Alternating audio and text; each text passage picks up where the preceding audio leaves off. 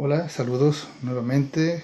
Le damos gracias a Dios porque tenemos la oportunidad de escuchar un mensaje de parte de Dios, de entender cómo el Señor nos habla al corazón y Él quiere que nosotros nos estemos en los parámetros suyos.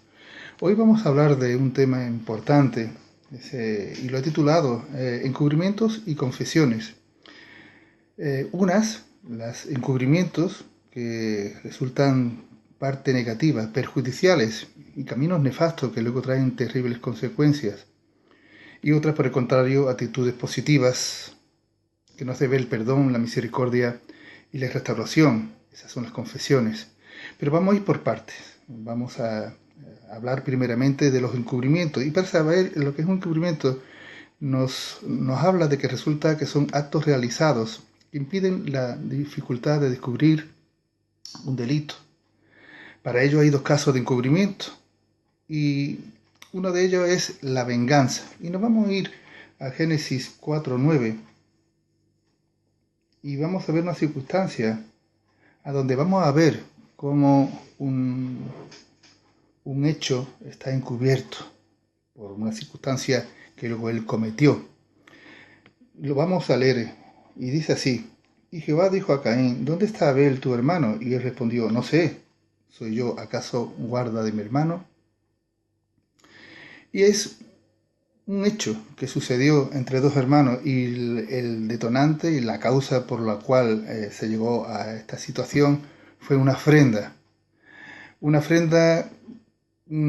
una actitud desagradable por parte de Caín, que arremetió contra su hermano como por venganza, quitándole la vida. Este pecado en sí llevó maldición. Luego vemos más adelante que hay una sentencia para él de una vida de fugitivo y de vagamundo, errante por el camino, porque Caín en verdad encubrió la muerte de Abel, no lo reconoció, no actuó como debiera y manifestar a Dios lo que había cometido. El hecho trajo en verdad juicio, y esto llamó por el trato dado de Caín. En Proverbios 28:13 nos recuerda la palabra que el que encubre su pecado no prosperará. Y es la actitud que tuvo Caín. No dijo lo que había hecho y no reconoció su falta, su pecado y sobre todo su transgresión. Y esto hizo que tuviese esa connotación y ese pecado por parte de él que le llevó a esa sentencia de parte del Señor. Porque Dios conoce los corazones y los prueba, y quiso que Caín reconociera su error y sus pecados, pero su enojo no pensó en el arrepentimiento, sino que dio lugar a consumar su despropósito. El segundo en caso de encubrimiento es la envidia. Y para ello vamos a ir a San Mateo en el capítulo 26.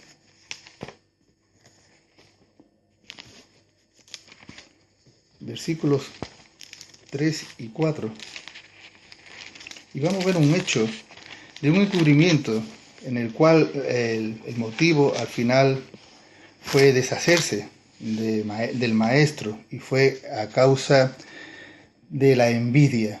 Leemos en Mateo 26, 3, 4 y nos dice así: entonces los principales sacerdotes, los escribas y los ancianos del pueblo se reunieron en el patio del sumo sacerdote llamado Caifás y tuvieron consejo para prender con engaño a Jesús y matarle.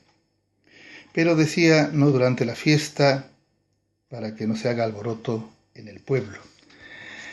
El hecho que se ve aquí es la idea de matar a Jesús por envidia, por todo lo que estaba realizando, sus obras, sus mensajes, su enseñanza. Estaba dividiendo el pueblo y ellos estaban perdiendo posesión y sobre todo imagen de cara al pueblo en sí. Así que las pretensiones, cómo desprenderse del maestro encubriendo el asunto, con graves acusaciones contra él como la perversión y condenados, según ellos, por blasfemia, como dice en San Lucas 23:2. Mentiras, engaños, testigos falsos, con la sola idea de llevarle a la muerte, encubriendo sus verdaderas intenciones. Y es que encubrir asuntos concernientes al pecado, como estos dos casos, tiene su resolución y castigos. Y tenemos que aprender de estas circunstancias. Debemos declarar el pecado, que no de una conciencia en deuda, que no estemos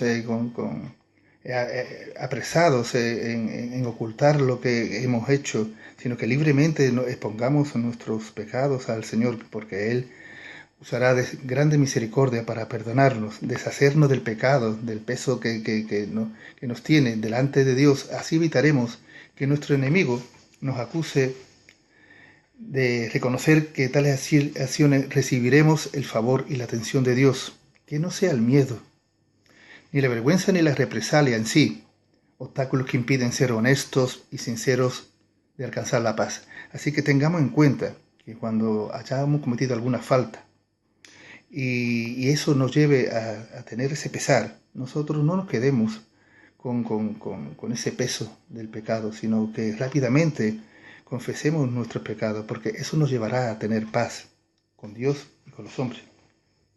La segunda parte, hablando de las confesiones, viene a ser como un examen de conciencia en el que se reconoce las faltas y pecados, y esta es la contraposición al encubrimiento. El ejemplo del salmista nos deja señales de declaración y confesión, como viene en el Salmo 32:2. Es un acto necesario que influye de manera trascendental en la salvación. El versículo central de ello está en Romanos 10:9, que nos habla de la confesión de fe. Y tenemos que tener en cuenta, porque esto habla de una relación con Dios. Luego hablaremos de la relación con los hombres. Pero en cuanto a la relación con nuestro Padre, nosotros somos conscientes del pecado, de sus consecuencias y de nuestra condición. Al conocer la verdad, el amor de Dios a través del sacrificio nos lleva a una restauración con Dios, porque el sacrificio de Cristo quita el pecado, nos quita el pecado y nos limpia de todo el peso que ellos tienen en sí. Dios quiere la restauración del hombre y nos invita a estar a cuentas con Él, como vemos en Isaías capítulo 1, versículo 18. Dios es misericordioso y magnánimo. Eso tenemos que tenerlo en cuenta. Todos nos desviamos, como dice la palabra, de la gloria de Dios. Ninguno justo, ni siquiera aún uno. Y esto debemos escoger entre la obediencia y el juicio. Clave resulta el hecho declarado por aquel malhechor allá en la cruz. Si nos recordamos, había dos, uno a la derecha, otro a la izquierda, Jesús en el centro. Uno solamente miraba por sí mismo y el otro reconocía no solamente sus faltas, sino también que Jesús no había hecho ninguna maldad, que no había sido la retribución que le estaban pagando, sino que reconoció su falta. Y la respuesta de Jesús fue la de decirle que él estaría con él en el paraíso. Lo importante es reconocer los pecados, y la injusta ejecución del maestro así lo declara, como viene en San Lucas 23:41, de lo que hemos estado hablando anteriormente. Nuestra actitud ante nuestro estado pecaminoso, si lo reconocemos, será obediente, pero si no atendemos razonablemente, será rebelde, y el pecado siempre estará con nosotros y siempre nos estará apretando y siempre nos estará de alguna forma agobiando en sí. Nunca tendremos la conciencia limpia ante ello. La confesión trae perdón, alcanza misericordia, y en esta materia ese perdón, al igual que con Dios, se trasciende también con los hombres, hasta nuestra relación con la gente que nos rodea. Saber perdonar las ofensas para que esas heridas abiertas cicatricen, que no den lugar a ira, a enojo o raíz de amargura. Así que ese perdón mutuo trae paz, restaura corazones y recupera relaciones que eran antes distantes, ahora son cercanas. Ahora hay restitución, y sobre todo lo importante de todo es que hay paz entre unos y otros.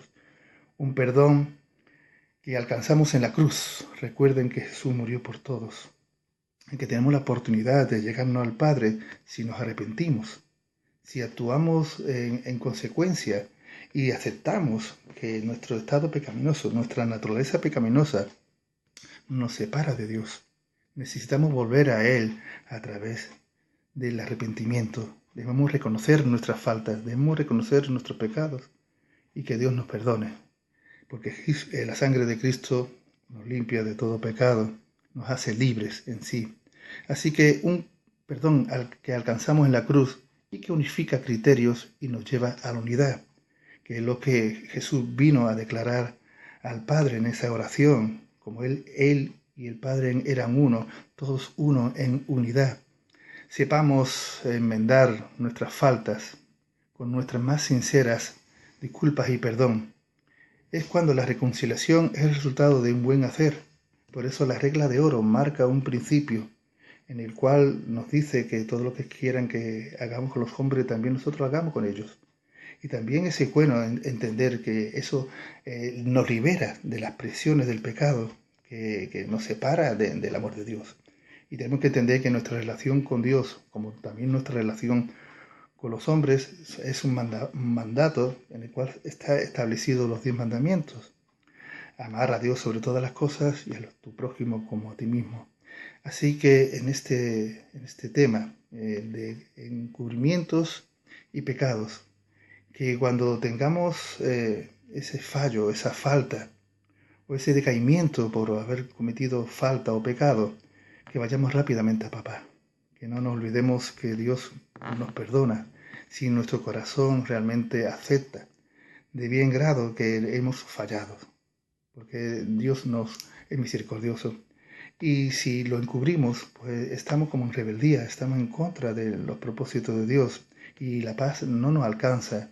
Siempre estaremos tristes y siempre pensando que no hemos hecho bien. Así que es bueno que en esta mañana tengamos en cuenta el propósito de los encubrimientos, el propósito de las confesiones y sobre todo que esa confesión nos trae la salvación eterna, una salvación eterna que está hoy en día puesta para cada uno de nosotros, para los que hemos recibido ya esa salvación a través del arrepentimiento, que nos mantengamos siempre firmes, y los que aún no lo tienen, que sepan que hay una circunstancia que de alguna forma mantiene esa esperanza, que es la salvación, pero también un juicio, que encubrimientos y confesiones sea hoy un tema de bendición para todos.